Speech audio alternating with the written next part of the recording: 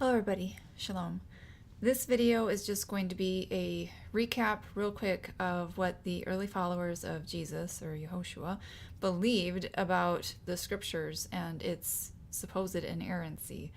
They believed that the scribes had actually added to the scriptures, which of course Jeremiah 8:8 says, and Jesus, or Yehoshua, he said to beware the scribes. So that's what they believed, that the scribes had edited, and I'm going to get into what they said here. So this is in the Nazarene Acts, and this is Clementine Homilies, the chapter Corruption of the Torah. For the scriptures have had joined to them many falsehoods against Elohim, or God. On this account, the prophet Moses, by the order of God, delivered the Torah with the explanations to 70 chosen men, in order that they also might instruct such of the people as they chose. After some time, the written Torah had added to it certain falsehoods, contrary to the Torah of God, who made the heaven and the earth, and all things in them, the evil one having dared to work this for his evil purpose. This took place in reason and judgment, that those might be convicted who should dare to listen to the things written against God, and those who, through love towards him, should not only disbelieve the things spoken against him, but should not even endure to hear them at all, even if they should happen to be true, judging it much safer to incur danger with respect to religious faith than to live with an evil conscience on account of blasphemous words. Homilies 2, Preliminary Instruction. Everything that is spoken or written against God is false, but that we say this truly, not only for the sake of reputation, but for the sake of truth. I will convince you when my discourse has proceeded a little further. You, my most beloved Clement, ought not to be sorry at Simon's having interposed a day between this and the discussion at hand. So Simon Magus had postponed the debate between him and Apostle Peter, Kepha, for an extra day. This is Kepha speaking to Clement. For today, before the discussion, you will be instructed concerning the chapters added to the scriptures. And then, in the discussion concerning the only one and good God, the maker also of the world, you ought not to be distracted. But in the discussion, you will even wonder how unrighteous men, overlooking the multitude of things that are spoken in the scriptures for God, and looking at those that are spoken against him, gladly bring these forward, and thus the hearers, by reason of ignorance, believing the things against God, become outcasts from his kingdom. Wherefore you, by advantage of the postponement, learning the mystery of the scriptures and gaining the means of not sinning against God, will incomparably rejoice. Homilies 2, another chapter, Priority Argument on the Divine Attributes. Wherefore, far be it from us to believe that the Master of all, who made the heaven and the earth, and all things that are in them, shares his government with others, or that he lies. For if he lies, then who speaks the truth? Or if he makes experiments as in ignorance, then who foreknows? If he deliberates and changes his purpose, who then is perfect in understanding and permanent in design? If he envies, who is above rivalry? If he hardens hearts, who makes wise? If he makes blind and deaf, who is given sight and hearing? If he commits pilfering, who administers justice? If he mocks, who is sincere? If he is weak, who is omnipotent? If he is unjust, who is just? If he makes evil things, who will make good things? If he does evil, who will do good? But if he desires the fruitful hill, whose then are all things? If he is false, who then is true? If he lives in a tent, who is without bounds? If he is fond of fat sacrifices, offerings, and drink offerings, who then is without need? And who is holy and pure and perfect? If he is pleased with lamps and wicks, who then placed the luminaries in the sky? If he dwells in shadow and darkness and storm and smoke, who is the light that lightens the universe? If he comes with trumpets, shoutings, darts, and arrows, who is the sought-after tranquility of all? If he loves war, who then wishes peace? If he makes evil things, who makes good things? If he is without affection, who is the lover of men? If he is not faithful to his promises, who will be trusted? If he loves the evil, adulterers and murderers, who will be a just judge? If he changes his mind, who is steadfast? If he chooses evil men, who then takes the part of the good? This, of course, is suggesting that he did not ask for sacrifices, and he doesn't want us to be offering up the fruits of the land and things like that to him. He needs nothing because he's all powerful. He created everything. He doesn't need anything from us. So we've seen that they believe that there were things added by the scribes to scriptures. And so the next thing is people will often say, well, how do you tell what's true? Otherwise, you're just picking and choosing what's true. And so it's going to get into that here in the next few chapters that I'm going to read. All right, the chapter Self-Love, the Foundation of Goodness. First of all, then, he is evil in the judgment of Yahweh, who will not inquire what is advantageous to himself.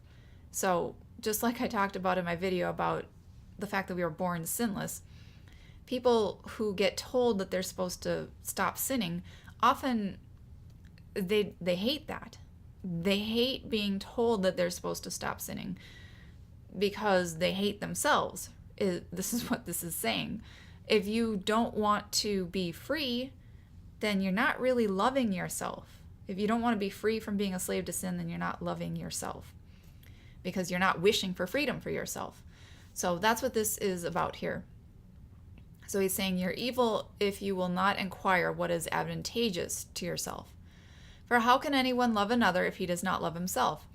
Or to whom will that man not be an enemy who cannot be a friend to himself?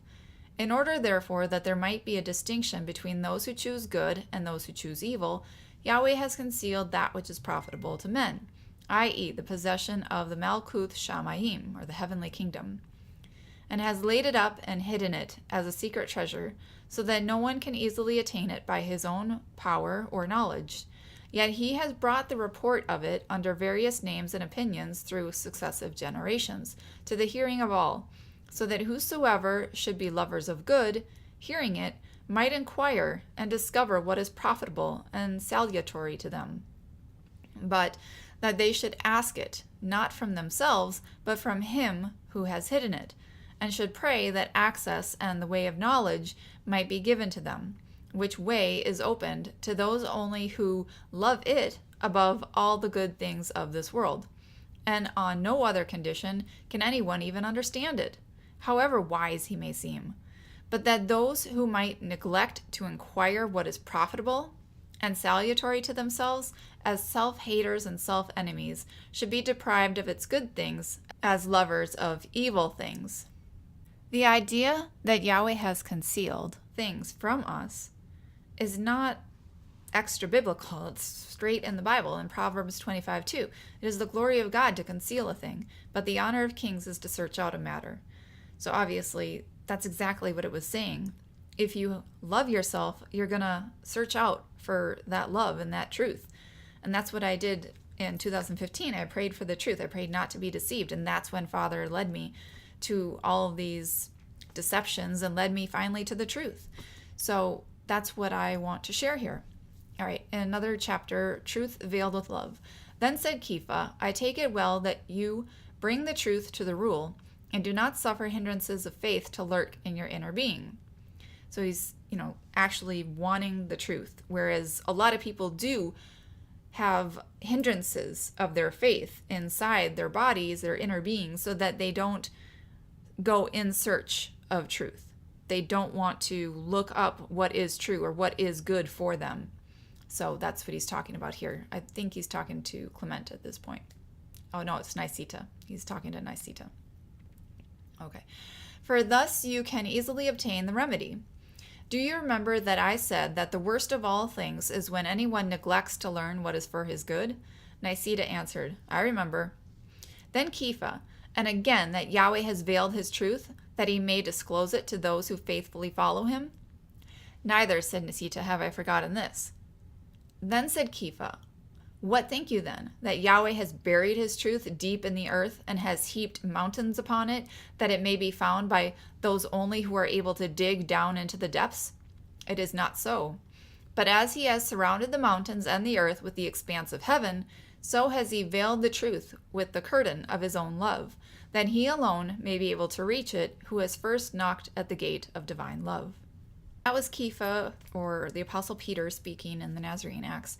And 2 Peter 1, verse 3, according as his divine power hath given us unto all things that pertain unto life and godliness, through the knowledge of him that hath called us to glory and virtue, whereby are given unto us exceeding great and precious promises, that by these ye might be partakers of the divine nature, having escaped the corruption that is in the world through lust. And besides this, giving all diligence, add to your faith virtue, and to virtue knowledge, and to knowledge temperance, and to temperance patience, and to patience godliness, and to godliness brotherly kindness, and to brotherly kindness charity. That's actually the word agape, love. So then I made this ladder picture. So we are supposed to be climbing this ladder up to agape love. And there's a lot of people who maybe they don't have temperance. Maybe they are still lusting after things and they're gluttonous, etc. And there's people out there without patience and they want things to be right now, They can't wait. And they get frustrated and all that stuff. But we're supposed to be having patience. We're supposed to be having that godliness, looking like a form of God. And we're supposed to be kind to our brothers. And not even just our brothers, but we're supposed to be kind and merciful to those who would be considered our enemies. Like this says, I say unto you, love your enemies, bless them that curse you, do good to those who hate you, pray for them who despitefully use you and persecute you. Be therefore perfect, as your Father in heaven is perfect. So our Father in heaven will bless the enemy with rain and sun so that they can grow their food and they get to be sustained, because our Father grants mercy and everything to everybody. What they do with it is up to them. But we're supposed to love everybody as ourselves. Treat others as you would want to be treated. And that is that agape love, where you would lay down your life to help an enemy. You would, give up your Sabbath to go help somebody who just needs help, even if you were upset at them. So we're supposed to be climbing that ladder up to agape love. And when you reach that agape love, then you are like a king. You can go search out a matter. You can understand things in a way. You'll get to see the concealed things that Yahweh has hidden for those who have that agape love for one another. And if you try to tell somebody something and they don't understand what you're saying, then they may not be on the same level that you are. You may not be on the same level that they are. And we're just supposed to have faith that our Father is going to lead everybody to the truth ultimately. So you can see my videos for more information on this. I'll leave links in the description box below for more information. Thank you for listening. I just wanted a quick video on this. So I hope you enjoyed it. Shalom. Chris White once coined the phrase short-term New World Order freakout syndrome to explain what it's like to have your perception of the world shattered. Of course, it's not just about the shape of the world, whether it's flat, round, or something else entirely. This New World Order freakout often includes now saying no to GMOs, fluoride, vaccines, and pharmaceuticals. It's a complete overhaul to your lifestyle. And trying to explain that mainstream media is just propaganda to promote false flags, division, and more can really put a strain on your relationships. Have you gotten tired of being mocked by your own family for what you share? We've all been there. Are you treated like the black sheep because of the commandments you keep? I get it. We're all trying to figure things out together, but sometimes you just have to let your family and friends be. Plant the seed and wait and see. But while you wait for them to catch up, do you wish you had someone to talk with who gets it? That's what Truth or Talk is for. Being able to discuss what's going on in your life and what you're interested in without feeling like you're going to be judged as a crazy conspiracy theorist who should be on drugs or committed. No subject is taboo, and I'd love to hear from you. Simply truthertalk.com. Simply make an appointment and let's talk, Truther.